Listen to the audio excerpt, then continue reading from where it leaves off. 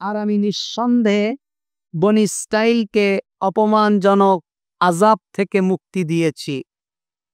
তার মানে ফিরআউন তার সম্প্রদায় পানিতে অপমানিত হয়ে ডুবে মারা গেছে, আর বনী ইসরাইলের মানুষ নদী পার হয়ে ওপারে চলে গেছে। তারা সকলেই নিরাপদে তাদের জায়গায় পৌঁছায় গেছে, আল্লাহ তাআলা পৌঁছায় দিয়েছেন। তারা ছিলেন বনী ইসরাইল যারা মূসা আলাইহিস সালাতু ওয়াস সালামের প্রতি ঈমান এনেছে এবং তার অনুসারী হয়েছিলেন, তারা ছিল বনী ইসরাইল। আল্লাহ তাআলা বলছেন বনী ইসরাইলদেরকে আমি অপমানজনক আযাব থেকে মুক্তি দিয়েছি। মিন ফিরআউন ইন্নাহু কানা আলিয়াম মিনাল মুসরিফিন। কাদের থেকে? মিনাল ফিরআউন, ফিরআউনের থেকে। বনী ইসরাইলদেরকে ফিরআউনের থেকে আল্লাহ তাআলা মুক্তি দিয়েছে। কেন? ইন্নাহু কানা আলিয়াম মিনাল মুসরিফিন, নিশ্চয় সে ছিল শীর্ষস্থানীয় সীমালঙ্ঘনকারীদের মধ্যে স্বামী। মানুষ সীমালঙ্ঘন করে, গুনাহ করে। আপনি নামাজ পড়েন না 1 ওয়াক্ত 2 ওয়াক্ত 3 ওয়াক্ত, আপনিও সীমালঙ্ঘনকারী, আমিও সীমালঙ্ঘনকারী। কিন্তু আলিয়ান মানে শীর্ষস্থানীয় সীমালঙ্ঘনকারী, যারা সীমালঙ্ঘন করতে করতে করতে করতে একদম চরম পর্যায়ে পৌঁছায় যায়, আল্লাহ তাআলা তাদেরকে তার আযাব দ্বারা পাকড়াও করে। তার আযাব দ্বারা কি করেন? পাকড়াও করে। দুনিয়ায় যত শাসক আছে অধিকাংশ শাসক সীমালঙ্ঘন করে, কিন্তু যেই শাসক সীমালঙ্ঘন করতে করতে করতে করতে একদম চরম পর্যায়ে পৌঁছায় যায়, সেই শাসককে আল্লাহ তাআলা একদম টুটি চেপে ধরে এবং তাদেরকে অপমানিত করেন। গোটা জাতির সামনে তাদের কাপড় আল্লাহ তাআলা খুলে দেয়। পৃথিবীতে এমন বহু শাসক অতীত হয়েছে। এজন্য আল্লাহ তাআলা বলছেন যে যারাই আল্লাহর নির্দেশ মানে না তারাই সীমালঙ্ঘনকারী। কিন্তু এরা কোন সীমালঙ্ঘনকারী? আলিয়ান, একদম শীর্ষস্থানীয়, অর্থাৎ এরা একদম চরম পর্যায়ের সীমালঙ্ঘনকারী।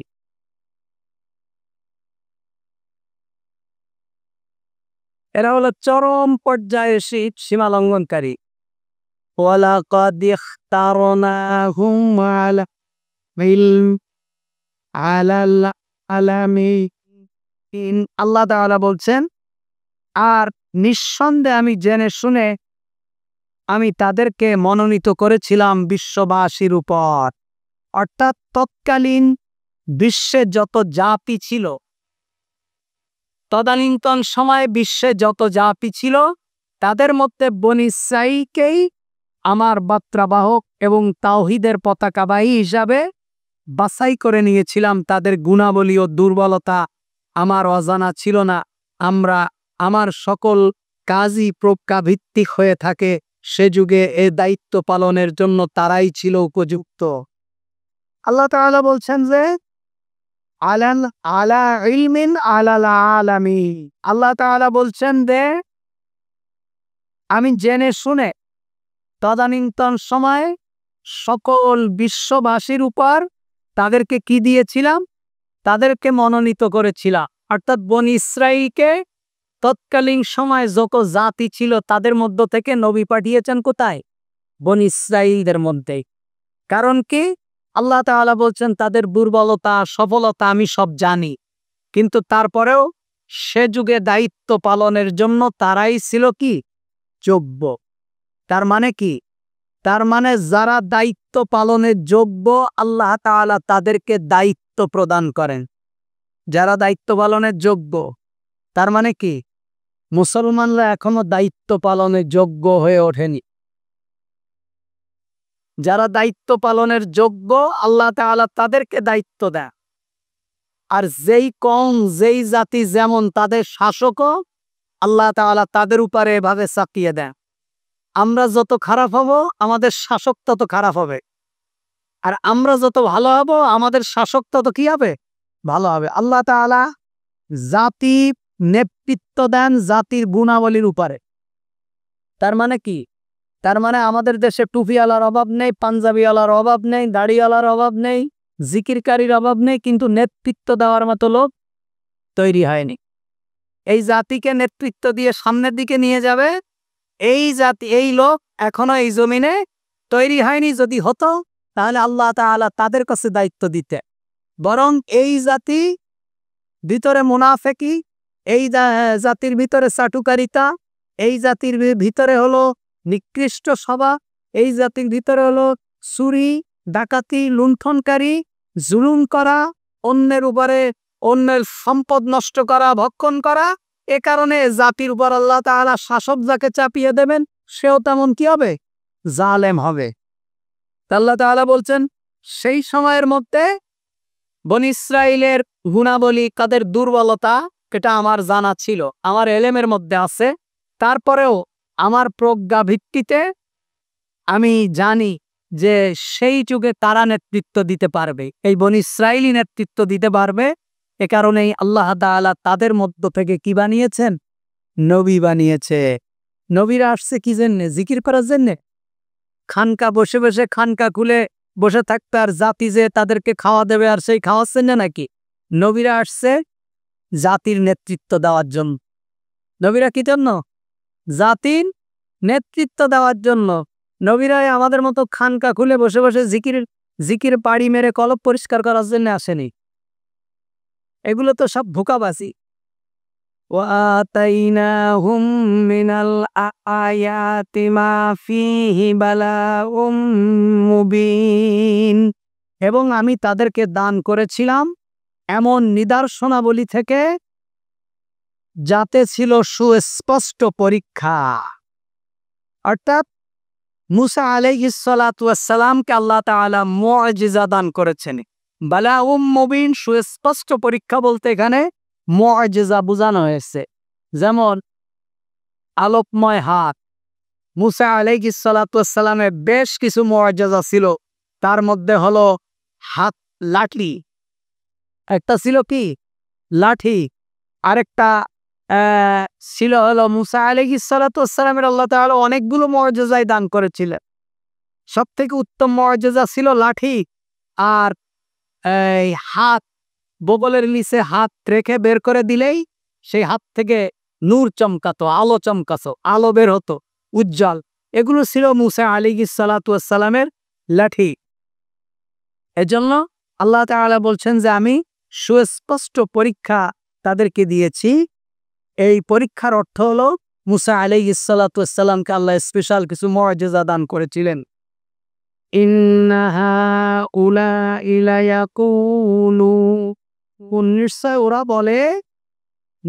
ওরা বলে ইন হিয়া ইল্লা মাউতাতুনাল উলা ওমা নাহনু বিমুনশারিন। তারা কি বলে? আমাদের প্রথম মৃত্যু ব্যতীত আর কিছুই নাই এবং আমরা আর পুনরুজ্জীবিত হব না। এই কথাগুলো আল্লাহ তাআলা কাফেরদের ব্যাপারে বলছেন, যে কাফেররা কি বলতো? যে মৃত্যুই শেষ, আবার কি? আমরা আর পুনরুজ্জীবিত হব না, আমাদের জীবিত হওয়ার আর কোনো চান্স নেই। সুতরাং দ্বিতীয় মৃত্যু আবার কি? দ্বিতীয়বার আবার জীবিত, সেটা আবার কি? এটা কাফেররা কি করত? অস্বীকার করত। আল্লাহ তাআলা বলছেন ক্বালু বিআবাইনা ইন কুনতুম সাদিকিন। তারা বলতো অতএব তোমরা নিয়ে এসো আমাদের পূর্বপুরুষদেরকে যদি তোমরা হয়ে থাকো সত্যবাদী। এখানে কাফেররা মুহাম্মদ সাল্লাল্লাহু আলাইহি ওয়াসাল্লাম যখন বলতেন যে আমাদের পুনর্জীবন হবে, আমরা আবার কিয়ামতের দিন উঠব, আমাদের এই দুনিয়ার সকল কর্মকাণ্ডের হিসাব দিতে হবে, এই কথা যখন বলতেন তখন কাফেররা বলতো কি? দ্বিতীয় আবার কি? মৃত্যুই তো শেষ, আবার আমাদের পুনর্জীবন হবে, পুনরায় উঠতে হবে, এটা তো হলো একটা ফাওপাত, এটাকে বিশ্বাস করতো না। তখন ওরা বলল কি? ক্বালু বিআবাইনা ইন কুনতুম সাদিকিন। যদি আমাদের পূর্বপুরুষদেরকে তোমরা উঠায় দেখাতে পারো তাহলে কি মনে করব? যদি তোমরা সত্যবাদী হও, তোমাদের কথার যদি সত্যতা থাকে যে মানুষ মরার পরে আবার উঠবে, তাহলে আমাদের পূর্বপুরুষ তো অনেকেই মারা গেছে, আমাদের দাদা নানা দাদার দাদা, ওদের পাও তো উঠায় একটু আমাদেরকে দেখাও। মুহাম্মদ সাল্লাল্লাহু আলাইহি সাল্লাম কি বলতেন? এগুলো উঠায় আমাদেরকে আবার দেখাও, যে মৃত্যুর পরে জীবন লাভ করা হবে, এটা আমাদেরকে আবার একটু দেখাও, তাহলে আমরা বিশ্বাস কর। কিয়ামতের পূর্বে যখন দাজ্জাল আসবে, ঈসা আলাইহিস সালাতু ওয়াস সালাম এসে দাজ্জালকে হত্যা করবেন। এই দাজ্জাল যখন আসবে, এই দাজ্জাল তখন বলবে যে আমি খোদা, আমারে খোদা হিসাবে মানো। তখন এই কাফেরদের অনুসারী যারা আছে তারা থাকবে কিয়ামত পর্যন্ত। যারা দাজ্জালকে মানবে তারা, তাদের গাছে ফল হবে, কাবিতে দুধ হবে, জমিতে ফসল হবে। আর যারা মুমিন তাদেরকে আল্লাহ সুবহানাহু ওয়া তাআলা রিজিকের ব্যবস্থা করবেন। ওরা খুব অভাব অনটনে থাকবে, খুব দরিদ্র অবস্থায় থাকবে। তখন ওই দাজ্জালকে মানুষ খোদা হিসাবে মেনে নেবে। তা কিছু মানুষকে বলবে যে আমি খোদা, আমারে মানো। তারা বলবে না, তুমি কোনোভাবেই খোদা হতে পারো না, রব হতে পারো না। তখন সে বলবে তোমার এই কবর কার? তা বলবে আমার দাদার কবর। তা তোমার দাদা কত বছর আগে মারা গেছে? কাছ থেকে এত বছর আগে মারা গেছে। তোমার দাদারে যদি আমি কবর থেকে উঠাই, জীবিত করে উঠাই, তাহলে কি তুমি আমার প্রতি ঈমান আনবা? তা বলবে হ্যাঁ আনবো। তখন ওই দাজ্জাল কি করবে? মরা মানুষকে কবর থেকে জীবিত করে উঠা, আল্লাহ তাআলা তাকে সেই ক্ষমতা দান করবে। তে কাফেররা দেখায় বিশ্বাসী, বাস্তবে বিশ্বাসী, কিন্তু ঈমানটা কি? ঈমান হলো আল্লাযীনা ইউমিনুনা বিল গায়ব। আল্লাহ তাআলা তো বলেই দিয়েছে, সব কিছু না দেখে বিশ্বাস করার নাম কি? ঈমান। জান্নাত আছে আমরা দেখিনি কিন্তু বিশ্বাস করি, এর নাম কি? ঈমান। জাহান্নাম আছে আমরা দেখিনি কিন্তু বিশ্বাস করি, এর নাম কি? ঈমান। হাসর নাসর হবে আমরা দেখিনি, বিশ্বাস করি, এর নাম কি? ঈমান। ঈমান। কিয়ামত হবে, পরকাল হবে, আমাদের হিসাব দিতে হবে, কবর থেকে উঠতে হবে। ইসরাফিল আলাইহিস সালাতু ওয়াস সালাম সিংহায় ফুঁক দেবেন, আল্লাহর ফেরেশতারা আছেন, সবকিছুর কর্তৃত্ব আল্লাহর কাছে, আল্লাহ সবকিছু নিয়ন্ত্রণ করেন। আমাদের সৃষ্টির আগে আমাদেরকে রিজিক দিয়েছেন। হ্যাঁ, এই সব কিছু আমরা না দেখেই কি করি? বিশ্বাস করি, এর নাম ঈমান। আর নাস্তিক বেঈমানেরা তারা বলে আমরা না দেখলে বিশ্বাস করব না। আল্লাহ তাআলা বলছেন আমার তো ঠেকা পড়েনি যে আমি তোমাদেরকে এইভাবে দেখায় দেখায় তোমাদেরকে ঈমান আনাবো। আমি তোমাদেরকে জ্ঞান দিছি, বুদ্ধি দিছি, বোধ দিয়েছি, বিবেক দিয়েছি, ব্যাস তোমরা এটা দিয়ে অনুধাবন করো। তোমাদের যাদের কপালে ঈমান আছে তোমরা বিশ্বাস করবে, আর যাদের কপালে ঈমান নেই তারা বিশ্বাস করবে না। আল্লাহ তাআলা বলছেন